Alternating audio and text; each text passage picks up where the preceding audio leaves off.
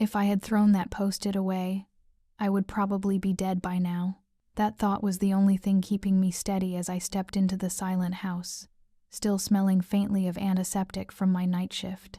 The moment I shut the door, I felt the wrongness, a heaviness in the air like the house itself was holding its breath. Logan should have been home. He always left a light on for me, even on the days we barely spoke. But tonight, every light was off. Every room was still, too still. I set my keys down and walked toward the kitchen, sensing a cold dread crawling up my spine. That was when I saw it. A single yellow post-it note was stuck to the fridge door, angled slightly, as if it had been placed in a hurry. Don't wait for me. Check the top drawer. L. My heart dropped. Logan didn't leave notes. If he wanted space, he said it outright, or more accurately, he sighed, rubbed his temples, and let silence do the talking. This strange, clipped message felt foreign.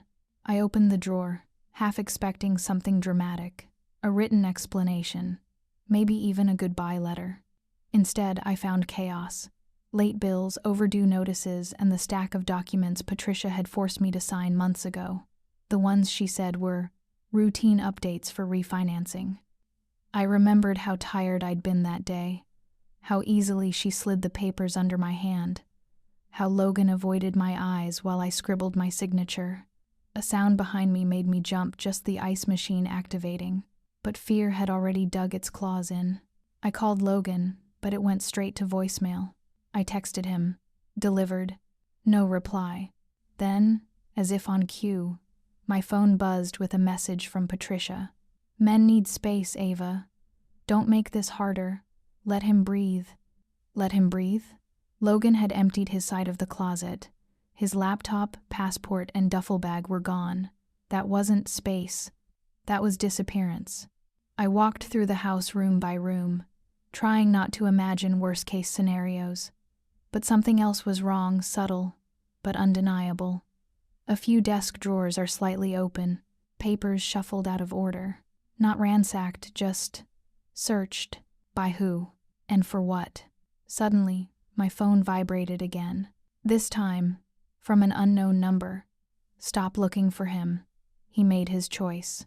A chill shot through me so violently I had to grip the kitchen counter. Logan didn't run away from me. He ran away from something or someone. I sank onto the cold floor, clutching the tiny yellow square between my fingers. That stupid little note. Sharp handwriting, rushed strokes. Logan's hand, but under pressure. Fear pressure. What was he afraid of? Why leave me this half-coded message? And why tell me to check a drawer full of problems I didn't even know existed?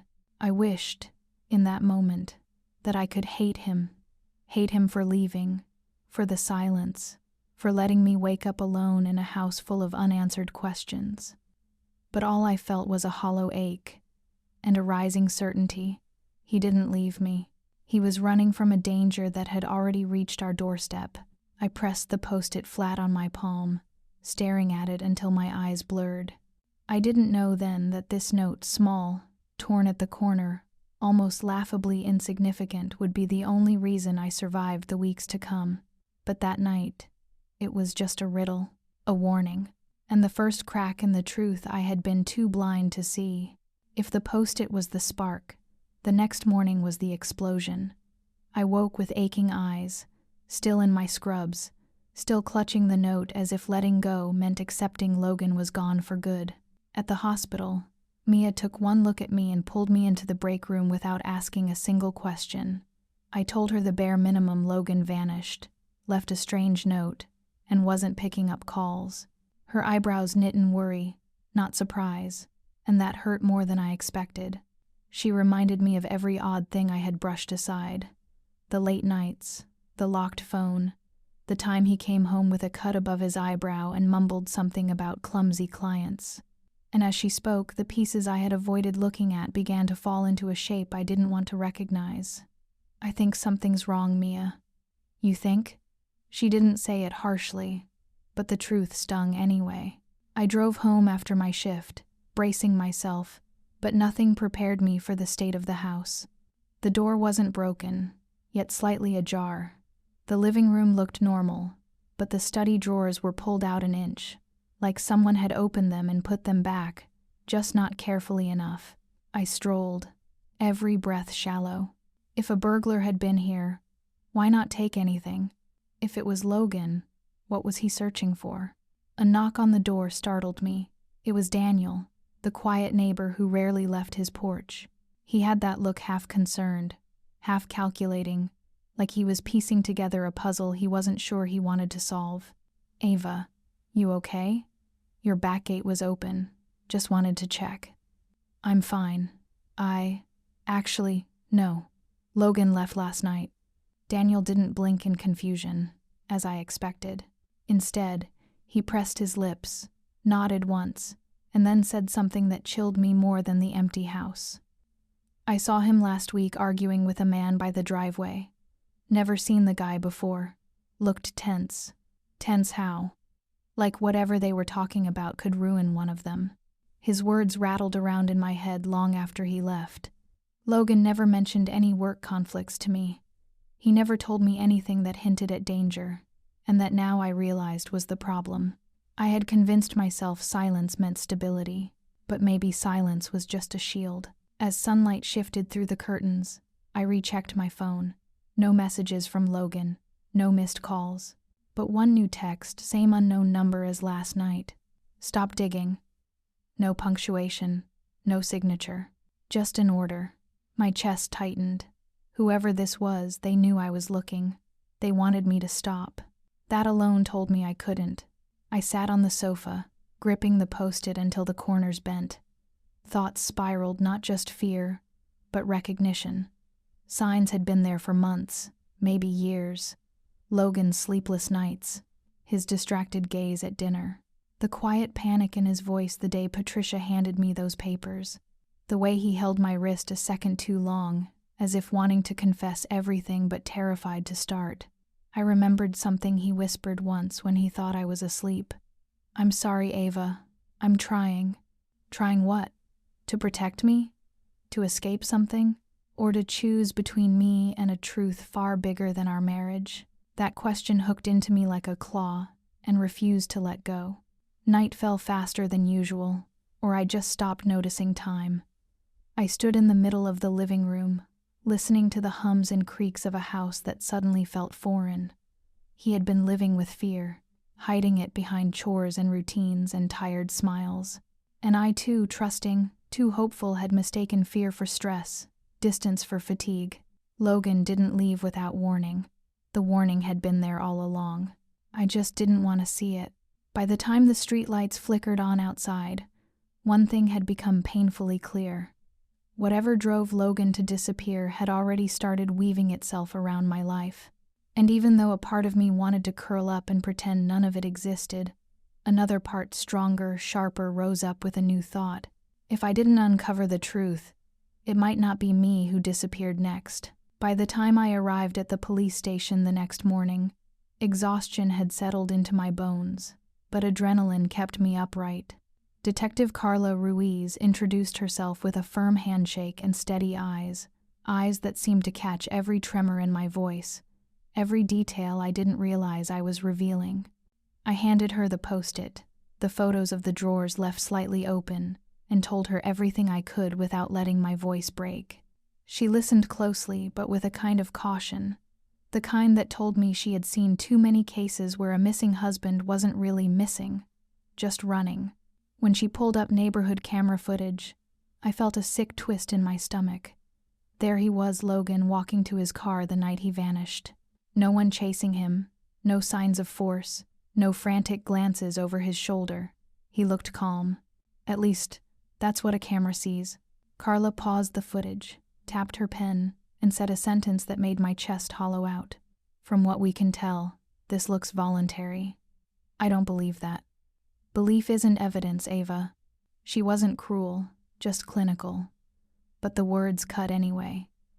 She showed me bank records next, a series of transfers made in the week before he disappeared. They looked intentional, planned, even though the amounts made no sense for someone who constantly worried about bills. And then there were my mother-in-law's statements. According to Carla, Patricia had already called in that morning, portraying me as dramatic and unstable, and claiming Logan had left because he felt pressured. Hearing that made my pulse slam against my throat. Patricia was rewriting the story before I even understood it myself. Carla closed the folder gently, but her voice held steel. Ava, I'm not dismissing your concerns, but on paper, your husband looks like a man who chose to leave. I nodded, though everything in me screamed no. When I stepped out of the precinct, the air felt colder than it should have. I drove home in silence, gripping the steering wheel until my fingers ached. I needed answers, not sympathy, not speculation, answers. Daniel was outside again when I pulled up, fixing something on his porch. He lifted his head like he'd been waiting. Any news? They think he left willingly. Daniel exhaled through his nose, not surprised. Did you mention the argument he had last week? Yeah. They said unless he was physically threatened, it doesn't prove anything. Daniel wiped his hands on a towel, then asked a question that made me freeze. Can I see the note he left? I hesitated, but something about his calm steadiness made me reach into my pocket. He held it gently, rotating it under the light, eyes narrowing not at the words, but at the corner. There's an imprint here, very faint. Looks like initials, V, H. My breath hitched. What does that mean? No idea. But if Logan wrote this in a hurry, maybe the paper was lying on top of something else first. The suggestion hit me like a jolt suddenly. Everything in the drawer, everything Patricia made me sign, everything Logan never explained, began swirling into a storm I couldn't yet see the shape of. I spread the contents of the drawer across the dining table, scanning for anything that matched the description. And then I found it, a creased pamphlet with the logo of a financial consulting firm, Hale Ventures. Those same initials, V, H. I stared at it long enough for dread to settle like lead in my stomach. Why was something from Hale Ventures in my home? Why had Logan written a note on top of something connected to them? And why did the name feel familiar in a way that scraped at my memory? The house felt too quiet, too observant, as if waiting for me to catch up. I grabbed the pamphlet, the post-it, and drove back to the precinct before I could talk myself out of it. Carla raised an eyebrow when I walked in again so soon. You find something? I'm not sure, but Logan left that note on top of a pamphlet from Hale Ventures. His behavior changed right after he started working with them, and someone texted me telling me to stop looking for him. Doesn't that matter? Carla folded her arms, expression sharpening. Text me the number. And Ava, next time you get any message like that, call us immediately. Her tone wasn't dismissive this time. It was alert. She ran Hale Ventures through the internal database. A frown tugged at her mouth. The company's been flagged twice in the past 5 years. Suspected involvement in financial misconduct. Nothing proven, but interesting timing. Interesting. A word that meant dangerous without saying it. Leaving the precinct the second time, something inside me shifted, not relief, not clarity, but a sense that I had just stepped onto a path I couldn't turn back from. When I reached home, the sun was dipping low behind the houses, painting long shadows across my driveway, shadows that seemed to go toward my front door like an omen. I held the post-it again between my fingers, feeling its thinness, its fragility, its weight. If Logan left this for me, then he wasn't running from our marriage. He was running from something that now had its eyes on me. And the first clue he gave me was a pair of initials so small that they were easy to miss. V, H. Whatever those 2 letters meant, they were now my only trail. The following days blurred together, but the dread sharpened. Every time I looked at the pamphlet Hale Ventures, V, H, my stomach tightened as if my body already knew what my mind refused to accept.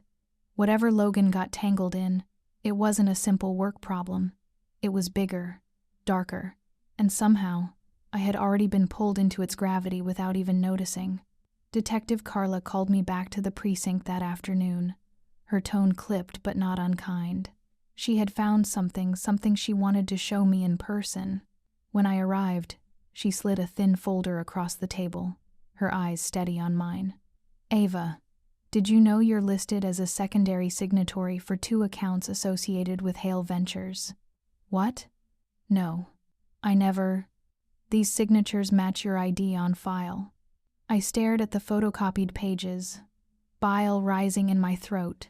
The signatures looked like mine, same slope, same loops, but I had only ever signed paperwork when Patricia pushed it in front of me. The memory hit me like a punch. Me sitting at her mahogany dining table, Logan standing behind her, eyes shadowed, Patricia smiling too kindly as she said, "It's just paperwork, dear. Routine. Logan's too stressed to handle everything alone." I had signed because I didn't want to make things more complicated. I had trusted them. "I didn't know what I was signing," I whispered. Carla nodded slowly. "That's why I'm showing you. Not to blame you, but to warn you. If Hale Ventures is involved in anything illegal, your name is already in the line of fire." I felt the world tilt beneath me. Patricia knew. I'm starting to think she knew a lot. Driving to Patricia's house felt like wading into a trap I could see coming but couldn't avoid. Her home was immaculate as always, with a faint scent of lavender and wealth. She opened the door with that same tight smile, sympathy stretched thin like plastic wrap. "Ava, darling, you look exhausted. Still worrying about Logan? I want to talk about the papers you had me sign." Her smile faltered for half a second, but I saw it. She led me to the dining table, the same place she'd had me sign everything. Her fingers tapped lightly on the wood, controlled, careful. Those documents were necessary. Logan was under a lot of pressure. He needed help. Help with what? Silence. "Patricia, what exactly is Hale Ventures?" Her eyes flicked up sharply, too sharply. Then came the lie, wrapped in practiced sweetness. "It's just a consulting firm. Logan worked with them for years." "No, he didn't. He started only last year, and everything changed after that." Her jaw clenched. "Just once, but enough." I leaned in, voice low. "Who is Hale, Patricia?" The mask cracked. "You should stop asking questions, Ava. Some things aren't meant for you." "Things like what? Fraud? The accounts under my name?" Her face blanched in absolute shock. "You talked to someone.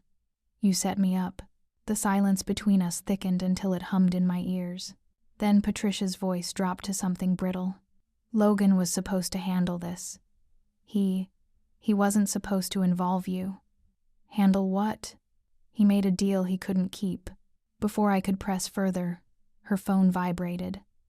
She glanced at it and panic flashed across her features before she hid it, but I caught enough of the screen reflection in the glass cabinet behind her. A contact named H. A message preview. Is she cooperating? Patricia snapped the phone face down. "I think you should leave now." I did, not because she told me to, but because the last piece slid into place in my mind like a blade locking in. Logan didn't fall into trouble alone. He was dragged into it. By Hale. By Patricia. And maybe, just maybe, he vanished trying to keep their mess from swallowing me. When I got home, the sky had already darkened to bruised purple. Daniel was standing by my porch light, waiting with a look that made my stomach drop. "Your car." He pointed at the underside. "There's a tracker attached. Someone's been following you." I staggered back, gripping the railing. "Why? Why would they track me?" "Because you're connected to Logan, and whatever he was in, someone thinks you're either a threat or a loose end." The chill that went through me wasn't fear anymore.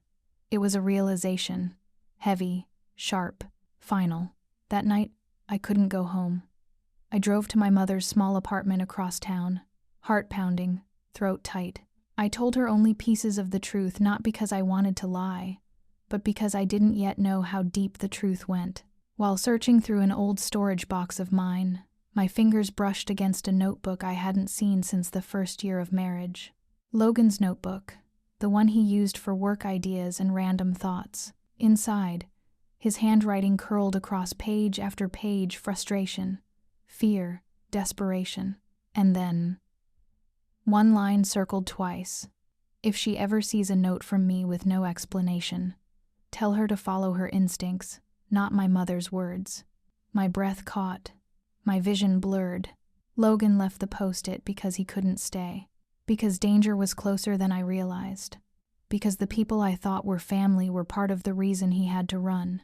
And despite everything, despite the silence and the secrets, he trusted one thing, that I would find the truth. I didn't sleep the night after finding Logan's notebook. Every page replayed in my mind his fear, his guilt, his warning. By morning, exhaustion made everything feel slightly tilted, as if the floor kept shifting under my feet. When Detective Carla called and asked me to come in, her voice held a weight that made me grip the phone tighter than necessary. Something had changed. Something she didn't want to say over the line. At the precinct, she motioned for me to sit, then closed the door with a deliberate click. She didn't waste time. "Ava, we've confirmed something about your husband." I braced myself. Logan contacted federal investigators 3 months ago. He was acting as an off-the-record informant regarding Hale Ventures. My breath caught, as if someone had pressed a hand flat against my chest. Not fear, clarity. Sharp and painful. He was trying to expose them? Yes, but he stopped communicating right before he disappeared. We don't know if he panicked, or if something happened. I closed my eyes, letting the truth settle. Logan had been drowning not in guilt or marriage or debt, but inside something far more dangerous. Why didn't he tell me? Carla's expression softened. People being coerced or threatened often stay silent to protect the people closest to them. It doesn't make it right, but it is common. Her words landed like cold water. Logan hadn't been absent. He had been terrified. Carla leaned forward, lowering her voice. "Ava, Hale Ventures is on our radar, but we need tangible evidence. Right now, the only paperwork connecting them directly to wrongdoing is in your name." The air in the room felt thicker, heavier. "We believe Victor Hale may try to use you as a legal shield, or a scapegoat." I stared at her, pulse rising. "So what do I do?" Carla took a measured breath. "We need you to help us draw them out. Patricia, Hale, anyone involved. If they think you're panicking or willing to cooperate, they may reveal more than they intend. We want to set up a controlled meeting. You'll act as if you're ready to sign whatever they want." My hands went cold. "You want me to go near them? We will be there. Cameras, audio, surveillance. You won't be alone." I wasn't afraid of them seeing through me. I was scared of seeing the truth so plainly that it changed how I remembered Logan forever. But I also knew something else with startling clarity. If I didn't face this now, I would spend the rest of my life being hunted by their shadows. I nodded. "I'll do it." Carla's shoulders loosened a fraction, relief flickering in her expression. "Then we need to plan everything carefully." That afternoon, Daniel helped set up micro cameras and test audio equipment, though his face remained tightened with worry. While he adjusted a wire beneath the collar of my sweater, he paused.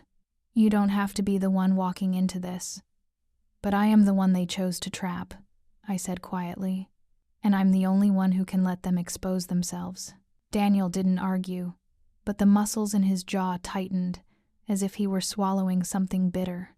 Night fell while we rehearsed the questions I'd ask, the tone I'd use, the helplessness I had to portray. Each repetition felt like peeling away a layer of myself, leaving something raw beneath it. I wasn't used to playing weak, not after everything that had happened. But for this plan to work, I had to become the version of Ava they thought they could control. My phone buzzed. "Patricia, come tomorrow evening. We need to finalize the documents. It's for your protection, dear." For my protection, I stared at the message until the words blurred slightly around the edges. Not from tears, those had dried up days ago, but from something sharper. A new awareness of who she truly was. I typed a short reply. "Okay, I'll sign." Daniel looked at me carefully. "Are you ready for this?" My voice came out steadier than I felt. "I'm ready to stop running."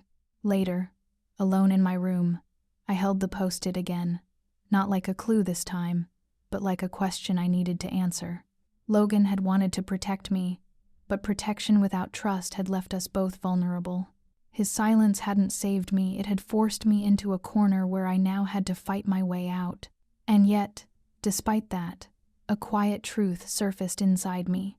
He didn't disappear because he stopped loving me. He disappeared because the people around him stopped giving him choices. The notebook, the warning, the trembling confession scrawled in ink, those were the closest he came to asking for help. And now the only thing left was for me to finish what he started. I slipped the post-it into my pocket, a small square of paper that still felt heavier than any document Patricia ever made me sign. Tomorrow, I will walk into their circle, and for the first time since Logan vanished, I wouldn't be walking blindly. The next evening arrived with the quiet weight of something irreversible. The moment I stepped into my old house, now wired with hidden cameras, microphones, and a complete surveillance team waiting a block away, the familiar walls felt like they were watching me, not protecting me, watching. I could feel Daniel's eyes lingering on me as he checked the last transmitter in my sleeve. He didn't say anything, but the tension in his jaw spoke for him. I waited in the kitchen, clutching the folder that Patricia had insisted I bring, pretending to study it while my thoughts scattered beneath a surface that looked calm. When the doorbell rang, the sound sliced through the house with a clean, cold finality. Patricia stepped inside first, too composed, carrying the same lavender perfume she had worn during family holidays. But tonight it felt cloying, out of place, like perfume used to mask something rotten. Behind her entered a man I had only seen in my nightmares since discovering those initials. Victor Hale. He wore an expensive suit and an expression carved from stone, controlled, unreadable, and unnervingly polite. "Mrs. Collins," he said with a slight nod. I tried to steady my breath. "Mr. Hale." Patricia smiled as if this were a casual visit. "Ava, dear, Victor is here to help us sort things out. With Logan leaving everything in such a mess, we just want to protect you." "Protect me?" The word felt strange on my tongue. Victor stepped closer, placing a neat stack of documents on the table.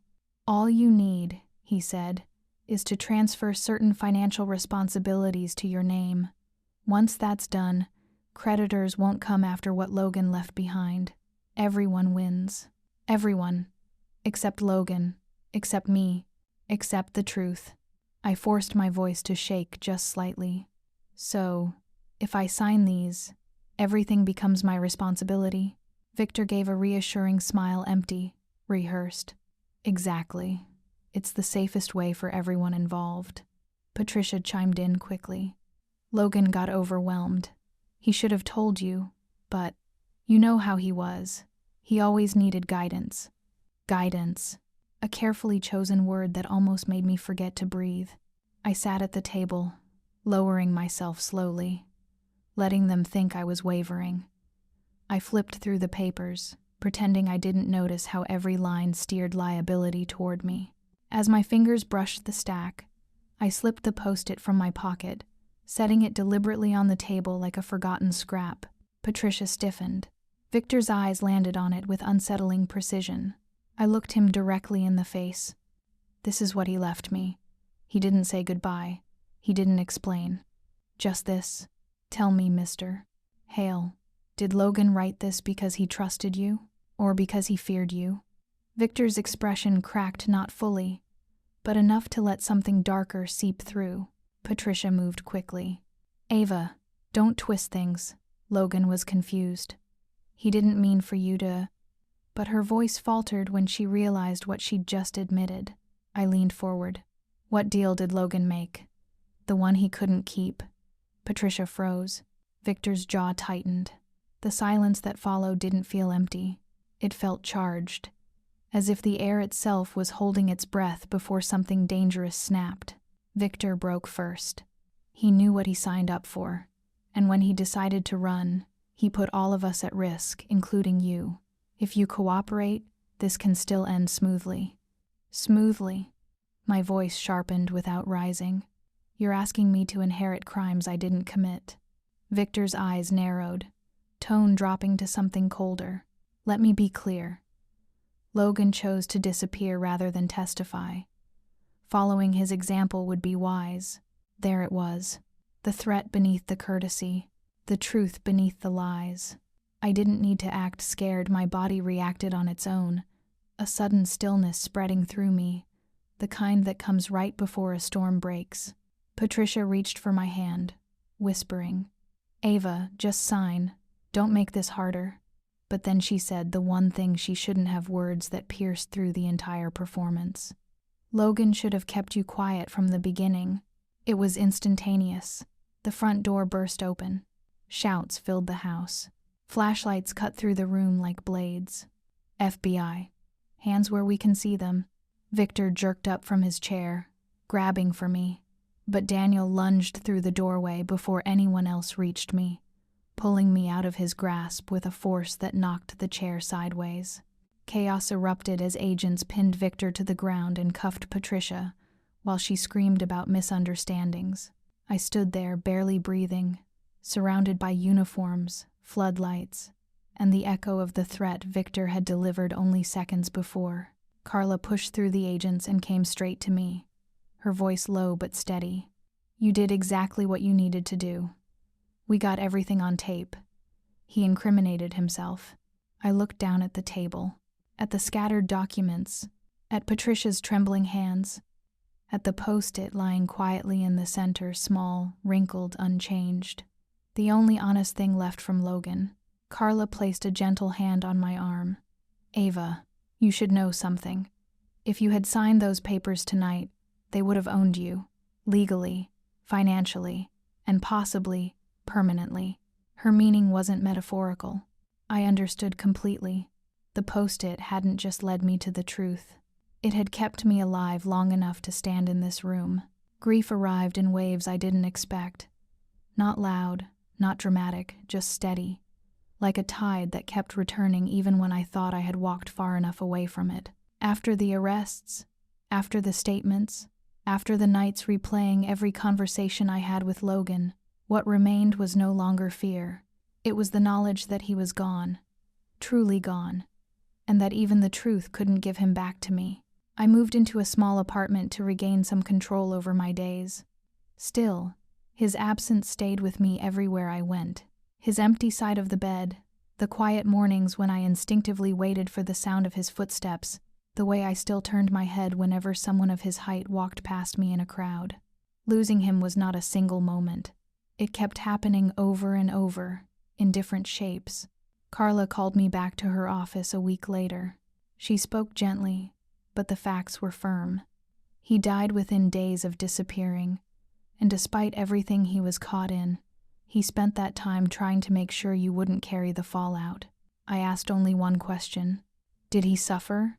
Carla hesitated for a second, then shook her head. No, it was quick.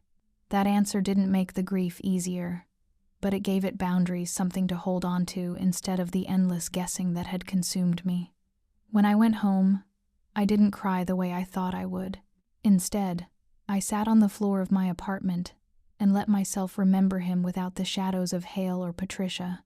I remembered the way he pushed his hair back when he was thinking, the way he always carried 2 umbrellas because he claimed the weather, never liked playing fair, the quiet pride on his face the day he helped me hang my nursing license on the wall.